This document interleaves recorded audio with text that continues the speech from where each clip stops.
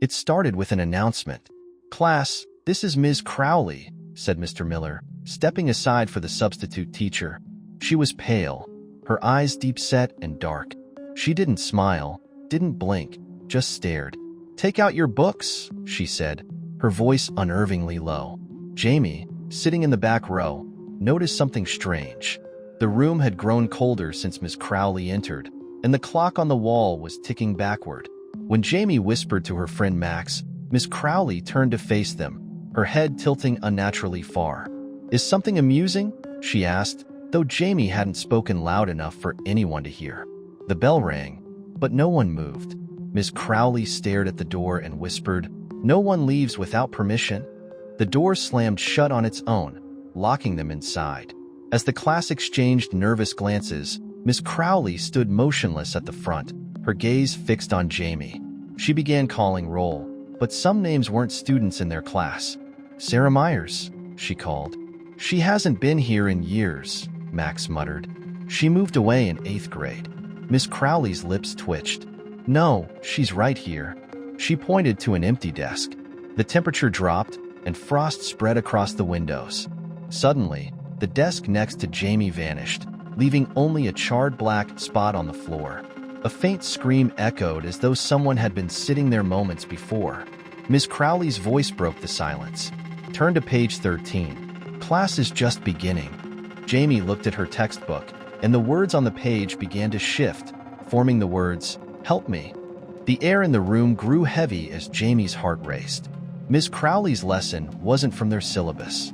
She pointed at the board, where grotesque drawings appeared. Skeletal figures, a forest of hanging shadows, and symbols Jamie didn't recognize. She asked questions that no one dared to answer. When Max hesitated too long, Miss Crowley glided over to him, her footsteps silent. She tapped his desk with her bony finger. "Wrong answer," she hissed. Max screamed as his chair toppled over, and he vanished, leaving behind a faint outline of ash. "Now," Miss Crowley said, her voice icier, "who's next?" Jamie clutched her desk as the drawings on the board began to move, the skeletal figures reaching out. A shadowed hand emerged from the board, stretching toward Jamie. Jamie shot out of her seat and bolted for the door. Others followed, banging on the locked handle as Miss Crowley watched, unmoving. Her grin widened unnaturally as the lights in the room flickered, dimming into darkness. The windows began to show scenes from another time. A group of students, decades ago, sitting in the same classroom, but they weren't alive. Their hollow eyes and gaping mouths pressed against the glass, whispering, "Stay." Jamie grabbed a chair and smashed it against the window, but the glass didn't even crack. Behind her, Miss Crowley's voice echoed, "There's no way out, Jamie. Sit down." A cold, skeletal hand grabbed Jamie's ankle, dragging her toward the shadows beneath the desk.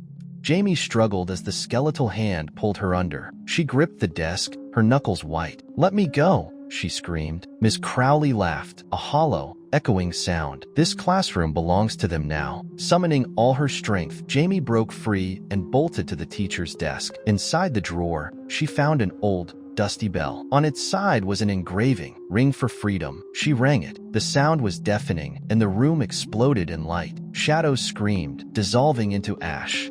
Miss Crowley shrieked, her face cracking like porcelain before shattering. When Jamie opened her eyes, she was alone in the classroom. The desks were empty, the frost gone. But as she reached the door, she glanced back and froze. Written across the blackboard in chalk were the words, "Class dismissed. Until next time." The faint sound of the bell echoed as the classroom door slammed shut behind her. Subscribe for more horror stories.